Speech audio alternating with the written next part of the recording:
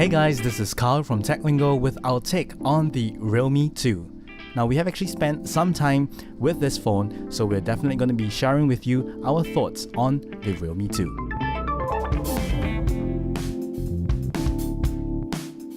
You can choose from the 32 gigs of storage space with 3 gigs of RAM or the slightly larger 64 gigs of storage space with 4 gigabytes of RAM. Now there are 3 different colors that you can also choose from. You have diamond red, diamond blue, or the one we have here, which is diamond black. Which brings us to our very first point about this particular phone. On the back here, you actually have this beautiful glass backing. So when you actually tilt the phone, you actually have different parts of the phone reflecting differently, and these diamond shapes actually help create a really spectacular look on the back of this smartphone. Here's where it gets a bit interesting, because Realme has actually designed a dedicated SIM tray for 3 different slots. So in conventional phones, when they actually talk about dual SIM trays, you only have some sort of like a hybrid design, in the sense that you can put a first SIM card inside, and the second slot is usually either a second SIM or a microSD card expansion slot. But on the Realme 2, the SIM tray actually has 3 dedicated slots, so you can actually put in both SIM cards and a microSD card to actually expand your storage space up to 256 gigabytes of storage space, which is definitely way more than enough. So thumbs up to Realme for designing such a dedicated SIM tray. Now next up is the battery capacity. Inside is a whopping 4,230 mAh battery, and to put that into perspective, the iPhone XR only has about 2,942 mAh battery. And Realme has actually claimed that it can provide you with up to 10 hours of gaming time while connected to Wi-Fi, and based on our experience, it can definitely last a full day of usage. Something interesting that the Realme 2 comes with is this particular one-tap management app called GameSpace. And this allows you to actually control all the different games that are existing in your phone. So as you can see down here, we actually have 2 different games that we have installed into this phone, and we have added the games into this management GameSpace app. And what this does is that whenever you open any of these games that have been added here, these 3 different options at the bottom of the screen would kick in. On the leftmost side, you have the high performance mode, and you can actually change that to low power if you are actually running low on battery, or if not, switch to a balanced mode.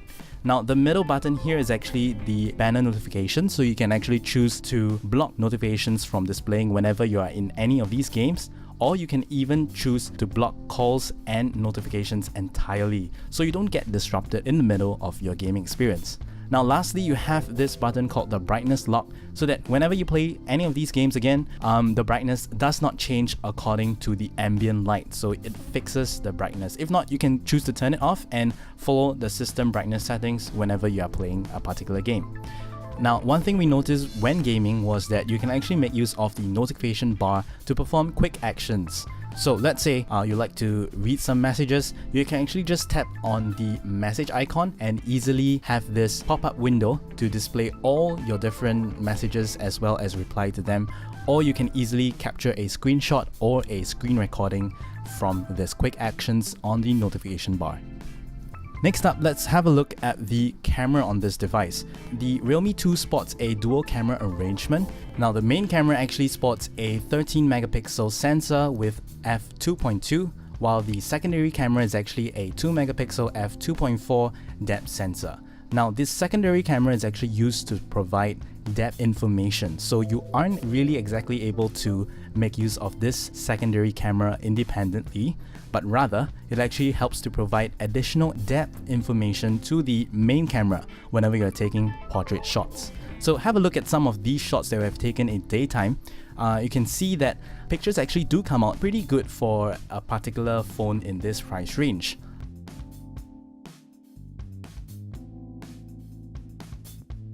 However, when we actually look at night shots here, this is where photo quality starts to suffer a little bit more. Looking at the bottom of the device, you actually have the dearly loved headphone jack. So I think this is particularly important because if you're looking at a budget tier phone, you definitely do not want to be spending money on additional headphone adapters so that you can listen to music, but rather just have the plain old simple headphone jack. Now, one thing we also realized on this phone is that it comes with an inbuilt FM radio app. Now, we're not sure if you guys have realized, but majority of phones in this current day and age actually do not come with FM radio. So if you look at phones like the iPhone or even the Google Pixel, they both do not come with an FM radio app. But of course, this is not to be confused with internet radio streaming apps. I'm pretty sure that the radio stations here in Singapore, they do have their dedicated Mi Radio apps, especially for you to actually tune into radio, but those actually work on an internet connection. So thumbs up to Realme again for leaving that feature in this phone. The Realme 2 actually runs on Color OS, so you definitely do have features such as changing your navigation to gesture controls and even swiping 3 fingers down to easily take a screenshot.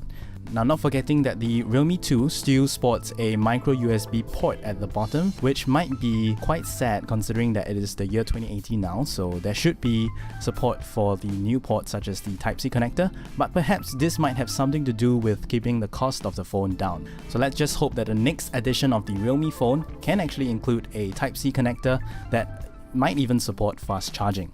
One more thing to note is the single firing speaker at the bottom of the phone. It is definitely loud, but in terms of sound quality, it may be a bit prominent on the higher frequencies. In conclusion, the Realme 2 is definitely recommended, especially with its low price point and relatively good performance. The Realme 2 should be available in Singapore soon, but we do not have any definite timeline yet.